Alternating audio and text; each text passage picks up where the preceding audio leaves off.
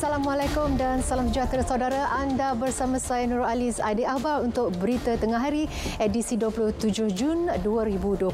Antara tumpuan Berita Tengah Hari, 2 rang undang-undang itu berkaitan gangguan seksual dan profesion kerja sosial bakal dibentang selewat-lewatnya hujung tahun ini.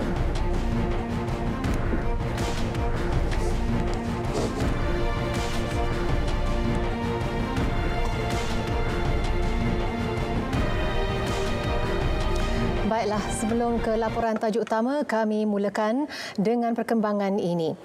Menguruskan semula ekonomi negara yang terjejas akibat COVID-19 supaya rancak semula merupakan cabaran yang sama besar seperti menangani COVID-19. Perdana Menteri Tan Sri Muhyiddin Yassin berkata tempoh masa untuk keadaan ekonomi kembali pulih bergantung kepada pelbagai pihak.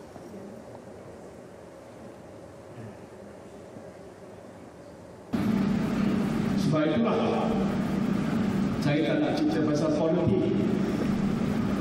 Ada orang kata kenapa tak cakap politik? Banyak orang kat luar sana berpolitik. Saya pun faham dia politik dah 40 tahun berpolitik. Bukan saya tak tahu nak lawan sana, nak sanggah situ sini boleh buat. Tetapi yang jadi perhatian utama saya tidak lain dan tidak bukan adalah soal kebajikan rakyat, soal pembangunan negara, soal merancangkan semula ekonomi, menjaga kesihatan penduduk-penduduk negara kita dan langkah-langkah sebegitu saya kira adalah langkah yang memang dikandaki oleh rakyat, bukan kita bergelumang dengan soal politik. Beliau berucap semasa mengadakan perjumpaan bersama pemimpin masyarakat Dun Gambir di Tangka. Jelas Perdana Menteri beliau tidak mahu berbicara perkara yang tidak memberi faedah dan tumpuannya kini adalah untuk merancakkan semula ekonomi negara. Tambahnya, Johor sebuah negeri yang mempunyai potensi besar, terutamanya sebagai pengeluar makanan terbesar negara. Terdahulu, Perdana Menteri telah mengadakan lawatan ke perusahaan kecil dan sederhana PKS di Bukit Gambir. Kunjungan ringkas selama 30 minit di kilang membuat perencah makanan tersebut turut ditemani isteri Puan Sri Noraini Abdul Rahman. Perdana Menteri yang merupakan ahli Parlimen Pagoh dan Adun Gambir meluangkan masa bersama pengusaha Muhammad Zain Solehin bertanya khabar berkenaan perkembangan semasa perniagaan tersebut. Hadir sama Menteri Besar Johor, Datuk Hasni Mohamad. Perdana Menteri kemudian mengadakan perjumpaan bersama pemimpin masyarakat seluruh Dun Gambir sebelum mengadakan lawatan ke tapak pembinaan masjid Tuan Guru Mat Yassin. Petang nanti beliau dijangka mengadakan pertemuan bersama pemimpin masyarakat Parlimen Pagoh. Ini adalah kali pertama Tan Sri Muhyiddin kembali ke kawasan parlimennya di Pagoh secara rasmi selepas kelonggaran diberikan susulan penguatkuasaan Perintah Kawalan Pergerakan Pemulihan. 1.6 bilion ringgit diperuntukkan SME Bank menerusi inisiatif pembiayaan SME Go. Inisiatif tersebut menyasarkan permohonan dari kelompok perusahaan industri kecil dan sederhana PKS terbabit dalam sektor pembinaan untuk terlibat di dalam projek pembangunan infrastruktur negara. Lebih 16,000 kontraktor berstatus G2 dan G3 dijangka mendapat manfaat daripada pakej pembiayaan tersebut. Presiden Kumpulan dan Ketua Pegawai Eksekutif SME Bank, Arya Putra Ismail berharap program tersebut berupaya menjadi pemangkin kepada pertumbuhan semula ekonomi dengan mewujudkan peluang pekerjaan. Sektor pembinaan ini mempunyai nilai ganda yang amat besar dan pemberian kontrak kepada G2 dan G3 ini bakal bukan sahaja menyediakan peluang pekerjaan yang baru ataupun dapat menyelamatkan pekerjaan dalam sektor pembinaan, malah ianya dijangka dapat menjadi katalis bagi pembangunan atau pembinaan semula ekonomi negara setelah negara kita terjejas dengan pandemik COVID-19 ini. One more issue that I observe kan sebenarnya memang tambah beliau, kelulusan hanya mengambil masa selama 4 hari bekerja sejurus permohonan lengkap diterima. Pemohon yang layak akan mendapat pembiayaan dengan margin hingga maksimum RM1 juta tanpa sebarang cagaran. Pihaknya juga tidak menolak kemungkinan bagi menambah peruntukan di bawah program tersebut bergantung kepada respons pelanggan. Usahawan yang berminat boleh mendapatkan maklumat lanjut berhubung pakej SME Go dengan melayari laman sesawang rasmi www.smebank.com.my bermula 1 Julai. Kementerian Pembangunan Wanita, Keluarga dan Masyarakat KPWKM dijangka akan membentangkan rang undang-undang RUU berkaitan gangguan seksual dan profesion kerja sosial selewat-lewatnya hujung tahun ini. Menterinya Datuk Seri Rina Muhammad Harun berkata kedua-dua draft RUU itu telah dibuat penambahbaikan dan akan dikemukakan kepada pihak Jabatan Peguam Negara untuk semakan. Mengulas lanjut, beliau berkata KPWKM mempunyai pelbagai dasar namun ia perlu diperhalusi, termasuklah dasar kanak-kanak negara dan dasar warga emas negara. Apa yang penting jelasnya segala dasar yang dibuat perlu kepada pelaksanaan. Dalam hal ini, ia bukan sahaja melibatkan kementerian bahkan negeri-negeri kerana terdapat undang-undang yang berbeza di kedua-dua peringkat. Setiap masyarakat juga perlu memahami bahawa undang-undang yang diwujudkan adalah untuk kebaikan secara keseluruhannya. Sementara itu, beliau turut mengulas mengenai cadangan untuk golongan wanita, khususnya ibu yang mempunyai anak kecil untuk meneruskan norma baharu bekerja dari rumah. Katanya perkara itu memerlukan perbincangan lanjut yang melibatkan ramai pihak. Dua kanak-kanak berusia 2 dan 8 tahun di Pulau Pinang dilaporkan positif Japanese Encephalitis JE. Mangsa masing-masing dari Kampung Badak Mati dan Taman Kuang, Sungai Bakap telah mendapatkan rawatan Isnin lalu. Menurut Pengarah Kesihatan Negeri Pulau Pinang, Dr. Asmayani Khalib, seorang mangsa masih berada di Hospital Pulau Pinang dan dilaporkan stabil. Seorang lagi telah dibenarkan pulang ke rumah. Beliau dalam satu kenyataan berkata pihaknya telah melakukan aktiviti kawalan dan pencegahan di sekitar lokaliti kes Selasa lalu. Hasilnya 18 bekas daripada kira-kira 4,000 diperiksa menemui tempat pembiakan nyamuk Culex dan sudah disembur dengan bahan pembunuh jentik-jentik. Aktiviti semburan kabus juga dibuat dalam lingkungan 2 km radius daripada rumah kes. Malah aktiviti pengesanan kes aktif di kawasan kediaman mangsa turut dijalankan membabitkan 3,806 penduduk dengan kesemuanya tidak mempunyai gejala JE. Jabatan Perkhidmatan Veterinar Pulau Pinang juga telah memeriksa 8 ladang khinzir serta sampel daripada khinzir juga sudah diambil dan dihantar ke makmal untuk pengesanan virus JE.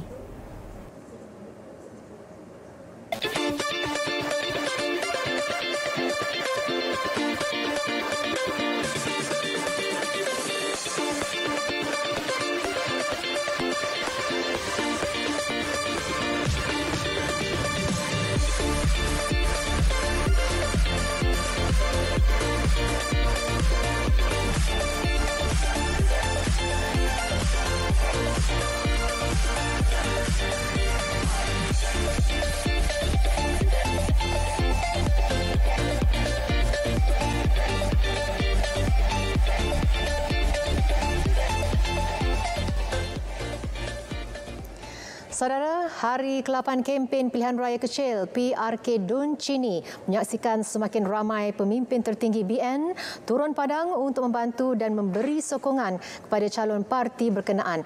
Sejauh mana keyakinan mereka untuk mempertahankan kerusi Dun tersebut? Perinciannya kita bersama Andy Reza Rahadian langsung dari Chini, Pekan Pahang. Silakan Andy. Ya, untuk makluman anda, semalam genap seminggu kempen PRK Dun Chini. Kempen yang bermula agak perlahan pada 2 hari pertama kini semakin rancak. Calon Barisan Nasional BN bagi PRK Dun Chini, Muhammad Syari Mat Zain, ketika ditemu bual oleh media semalam memaklumkan beliau bersama jentera partinya telah pun berkempen ke hampir 60% kawasan pengundi. Ia termasuk perkampungan orang asli, tradisional dan beberapa gugusan Felda Chini. Jelas Muhammad Syari, beliau menerima maklum balas positif dan juga sokongan padu daripada kepada bakal-bakal pengundi. Turut menjayakan kempen bagi Muhammad Syarim adalah beberapa pemimpin tertinggi UMNO termasuk Naib Presidennya Datuk Seri Ismail Sabri Yaakob. Beliau optimis kerusi Dun Chini ini mampu dipertahankan oleh Barisan Nasional. Keyakinan itu antara lain mengambil kira prestasi Barisan Nasional BN pada beberapa siri PRK sebelum ini. Jadi saya percaya masyarakat di Chini, pengundi di Chini, kalau dulu pun memberi undi kepada BN, kali ini saya percaya mereka akan memberi undi kepada BN. Cuma saya nak minta kepada pengundi-pengundi Chini, pertandingan tetap pertandingan. Jadi walaupun kita menjangka kita boleh menang, tapi jangan ambil mudah. Jangan ambil mudah. Ya. Yang pengundi-pengundi di luar, balik untuk mengundi juga. Jangan menganggap tak payah balik lah. Kita dah garanti menang. Jadi kita mesti menganggap setiap pertandingan itu risikonya sama. Walaupun kita yakin kita menang. Jadi jangan ambil lewa, jangan ambil mudah. Sehingga keputusan diumumkan, kita mesti bekerja kuat untuk memastikan kemenangan parti. Ya, untuk makluman anda, sebanyak 10 pilihan raya kecil PRK telah pun diadakan pasca PRU ke-14 lalu. 5 daripadanya menyaksikan kemenangan berpihak kepada Barisan Nasional BN, iaitu PRK Parlimen Cameron Highlands, Parlimen Kimanis, Parlimen Tanjung Piai, Dun Rantau dan Dun Semenyih. Mari kita analisis pula keputusan PRU 14 bagi Dun Chini. Penyandangnya Allahyarham Datuk Seri Abu Bakar Harun memperoleh 10,027 undi, menang dengan majoriti 4,622 undi. Beliau menewaskan calon PAS yang memperoleh 5,405 undi dan PKR 1,605 undi. Sekarang Barisan Nasional ataupun UMNO telah pun bergabung dengan PAS di bawah Lembayung Muafakat Nasional. Naib Presiden UMNO Datuk Seri Ismail Sabri Yaakob yakin gabungan itu merupakan satu kelebihan kepada calon Barisan Nasional BN untuk PRK Dun Chini Muhammad Syarim Mak Zain menang dengan majoriti lebih besar pada PRK yang akan berlangsung pada 4 Julai nanti. Sekian dahulu laporan dari Felda Chini. Kita kembali bersama rakan Segas di Angkasa Puri. Terima kasih Andy dengan laporan itu tadi. Satu panduan untuk mengenal pasti ciri-ciri durian kampung premium DKP yang membolehkan buah berkenaan mendapat harga yang setimpal di pasaran telah dilancarkan. Timbalan Menteri Pertanian dan Industri Makanan Datuk Seri Ahmad Hamzah berkata standard berkenaan juga sebagai panduan kepada petani, penjual dan masyarakat. Langkah berkenaan juga bagi membezakan antara durian kampung berkualiti tinggi iaitu DKP dan durian kampung grade rendah. Ketika ini harga buah berkenaan masih rendah dan bergantung kepada permintaan meskipun memiliki kualiti yang baik setanding durian klon lain. Antara ciri DKP yang telah digariskan adalah buah bertangkai segar, buah bebas daripada kotoran dan bahan asing, ketebalan isi melebihi 10 mm, berwarna krim atau kuning jingga, berlemak dan sedikit pahit. Berhubung pasaran durian pula, ketika ini permintaannya semakin meningkat walaupun dunia berdepan pandemik COVID-19. Kita tengok daripada permintaan sekarang lebih tinggi daripada tahun-tahun yang lalu. Dan kita ekspor pada ketika ini bukan saja dalam bentuk ulas, untuk paste. Bahkan kita boleh dapat, dia telah dibenarkan ekspor whole fruit. Macam Tuan Haji cakap tadi, whole fruit tu kita boleh simpan sampai 2 tahun. Masih segar. Beliau berkata demikian pada Majlis Pelancaran Standard Durian Kampung Premium DKP di Kem Bukit Perjuangan, Jelebu. Lagi mengenai durian kampung, laungan daripada watak Adiwira Spiderman ketika menjajah durian di tepi jalan berdekatan stesen minyak di Gambang, Kuantan ternyata berjaya menarik perhatian pengguna jalan raya. Aksi yang tular baru-baru ini di media sosial menyebabkan lebih ramai penggemar Raja Buah itu untuk berhenti mendekatinya. Menurut Muhammad Rafiz Rosli, 33 tahun, idea tersebut bertujuan menarik perhatian pengguna berhenti untuk merasai durian yang dibawa terus olehnya dari kampung Ulu Ceka, Jerantut. Kostum berkenaan memberi peluang kepada orang ramai untuk bergambar. Saya ini memang buat daripada lain lah, bukan apa. Satu untuk menarik dia punya ni, menarik apa ni, orang nak singgah sehingga beli durian. Lagi satu untuk apa ni, orang cakap orang nak bergambar, anak-anak ke apa ni, nak bergambar dengan saya ke. ataupun dengan durian ke. Tambahnya, pendekatan memakai kostum itu sekadar memeriahkan suasana ketika musim durian kerana dia yang sebelum ini menjual aiskrim berperisa buatan sendiri terhenti sejak Perintah Kawalan Pergerakan PKP. Menurutnya lagi, lebih menarik ada penduduk setempat sanggup pulang ke rumah dan kembali bersama anak mereka semata-mata untuk bergambar. Lebih 300 kg durian kampung dibawa untuk dipasarkan ke lokasi berkenaan sehari sebelum baki durian yang tinggal dipasarkan kembali di kawasan Temerloh dan Mentakap. Sebut sahaja Melaka, pasti sudah terbayang keindahan dan keunikan bangunan ikonik serta bersejarah. Perkhidmatan beca juga cukup sinonim dengan negeri Hang Tuah ini. Selaku Duta Kecil Pelancongan Pengayuh Beca, ada inisiatif tersendiri demi mematuhi prosedur operasi standard SOP yang ditetapkan seiring Perintah Kawalan Pergerakan. Wartawan Nurul Ashikin Abdul Halim ada laporannya. Penyediaan cecair pembasmi kuman dan mencatat nama setiap pengunjung atau penumpang itu perkara biasa dilakukan setiap pihak. Namun berbeza bagi Suhaimi Ismail, pengayuh beca ini menyediakan bekas berisi air bersih dan sabun yang telah diubah suai di dalam becanya. Ideanya ini demi memudahkan penumpang sebelum menaiki becanya. Assalamualaikum Pakcik. Jadi kalau saya naik beca, apa yang saya perlu buat sekarang ni? Basuh tangan dulu. Basuh tangan dulu. Okey, baik. Ini antara yang menarik beca di Melaka ialah dengan menyediakan di sini cecair pencuci tangan yang mana kita perlu mencuci tangan menggunakan cecair yang disediakan, dan juga menariknya di sini ada bekas air yang dibuat sendiri. Jadi kepada anda yang ingin merasai sendiri pengalaman bercuti di Melaka, jangan lupa sama-sama datang ke negeri bersejarah ini. Jom Pakcik, kita jalan-jalan. Jika dahulu pelancong luar negara menjadi sumber utama pendapatan, namun kini tumpuan kepada warga tempatan. Harapan disandar agar rakyat tempatan dapat membantu membangunkan semula ekonomi pengayuh beca dengan menggunakan perkhidmatan golongan itu. Masa ni kurang sikit lah sebab kita pelancong dalam Malaysia ya. Kita akan hari Jumaat, Sabtu, Ahad lah. Sebab pelancong luar dah tak boleh masuk, kita akan orang Malaysia. Maknanya kalau orang kata dulu kita boleh dapat lebih, tapi sekarang kita kena ikut lah. Yang mana kita dapat itulah kita punya. Sementara itu, menurut Pengurus Besar Bahagian Promosi Pelancongan Melaka, Sa'ari Basirun, walaupun dengan penambahan perkhidmatan yang disediakan, tetapi harga perkhidmatan beca masih kekal sama. Harga beca kita mengikut apa yang telah ditetapkan oleh pihak berkuasa. Okey, iaitu bahagian pelesinan MBMB. Jadi memang tak ada apa-apa isu untuk kenaikan harga. Justru beliau berharap pengunjung tidak gusar untuk bercuti di negeri bersejarah ini. Laporan Nurul Ashikin Abdul Halim untuk Berita RTM.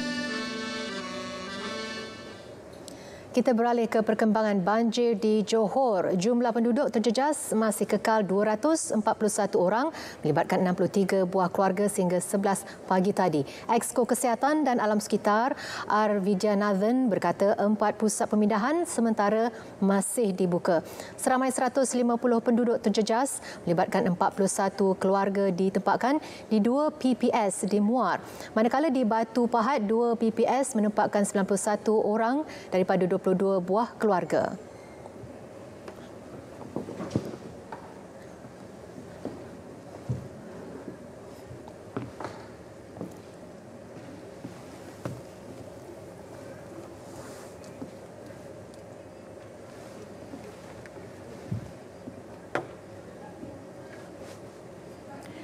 Pembangunan vaksin ujian dan rawatan COVID-19 memerlukan dana $30 bilion Amerika. Laporannya seketika nanti.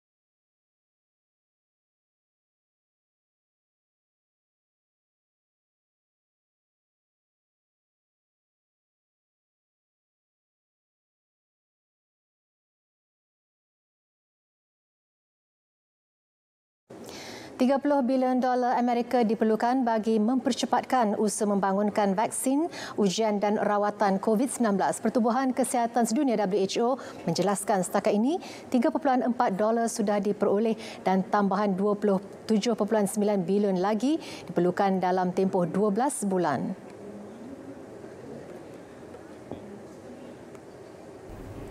Ketua Pengarah WHO, Tedros Adhanom Ghebreyesus berkata ini termasuklah dana hampir $14 bilion bagi keperluan segera.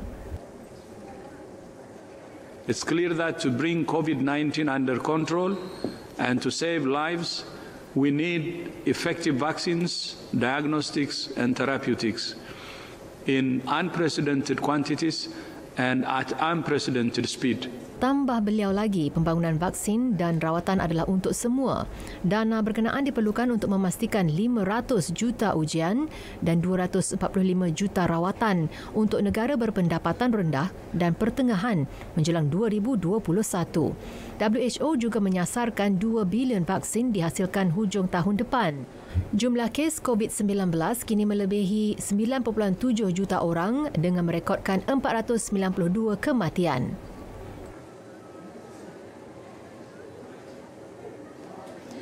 Sementara itu, di India merupakan negara Asia paling tinggi mencatatkan kes COVID-19, kini berdepan masalah kekurangan katil.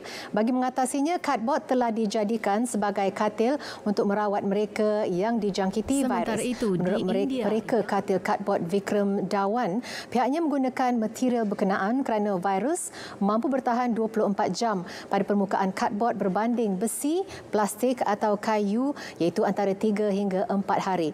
Paling penting katanya untuk membuat katil itu mereka membentuk secara berasingan dan memasang satu persatu. Ia boleh dibawa di dalam kereta dan ringan.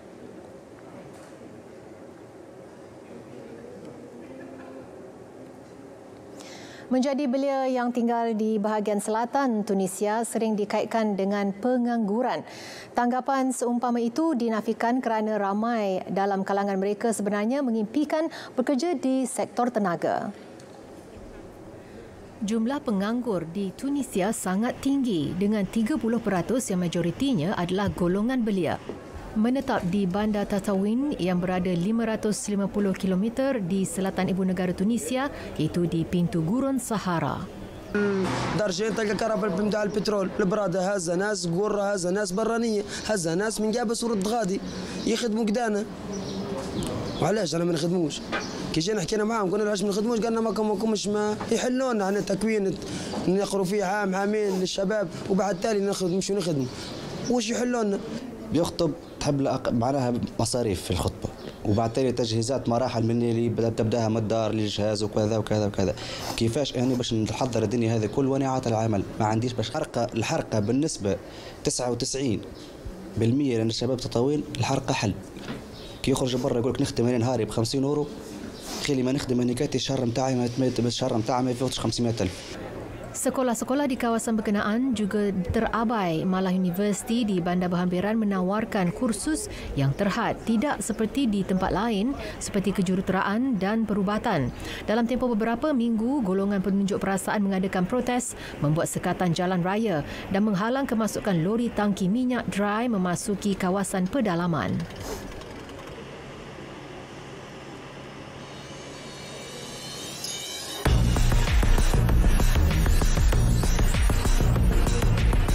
Kami ada di seluruh negara. Berkongsi cerita, membawa suara rakyat. Kami ambil tahu, kami ketengahkan. Laporan harian, lintas langsung, semasa dan paling dipercayai. Berita wilayah, medium aspirasi masyarakat.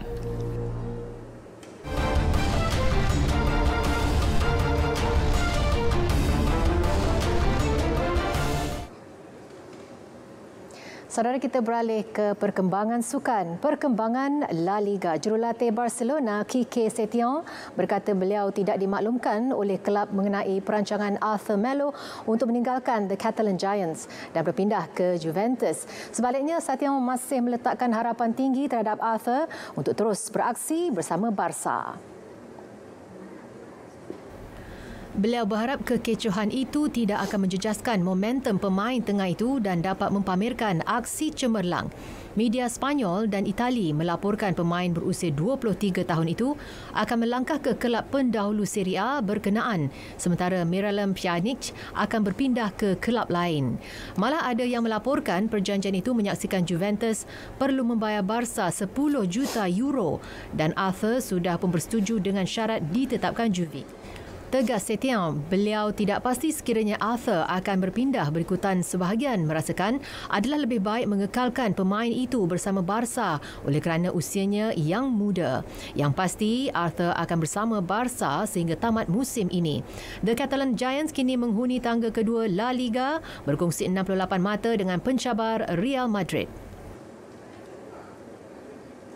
Beralih kita ke Liga Juara-Juara. Paris Saint-Germain PSG tidak yakin mampu menjulang kejuaraan Liga berkenaan pada Ogos. Menurut jurulatihnya Thomas Tuchel, ia berikutan ketiadaan tonggak utama Edinson Cavani, Thomas Meunier dan Tanguy Kouassi yang bakal meninggalkan skuad. Jelasnya semakin sukar untuk mereka mendapat sentuhan terbaik dengan situasi itu. Namun masih ada ruang buat PSG mengekalkan rentak mereka membawa pulang Piala Liga. Gabungan ketiga-tiga pemain itu katanya membangkitkan semangat dan kualiti skuad yang membawa mereka sehingga ke peringkat suku akhir. Kelab itu memulakan latihan pada Isnin tanpa kehadiran penyerang Cavani dan jentera pertahanan Meunier yang tidak menyambung kontraknya berakhir pada 30 Jun ini. Pemain muda Tanguy Kouassi dan Aidil Auchuche juga bertindak meninggalkan PSG selepas gagal berunding untuk mengekalkan posisi mereka. Pasukan Paris itu melangkah ke final Liga Juara-Juara pada Ogos depan, aksi yang disambung semula selepas ditunda berikutan pandemik COVID-19.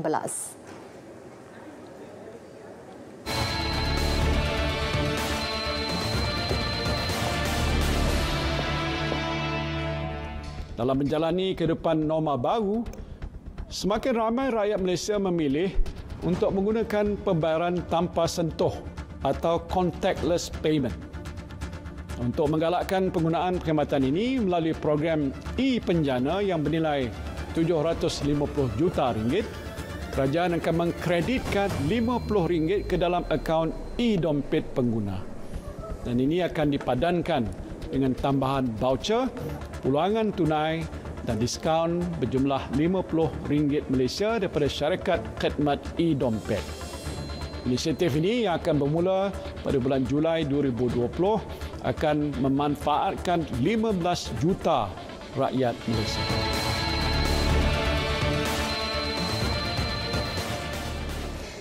Saudara, berita tengah hari berakhir di sini. Amalkan normal baharu dan sama-sama kita patuhi PKP pemulihan. Terus setia bersama berita RTM. Maklumat sahih jenama dipercayai. Saya Nurul Alif Aidil Akhbar. Salam hormat dan Assalamualaikum.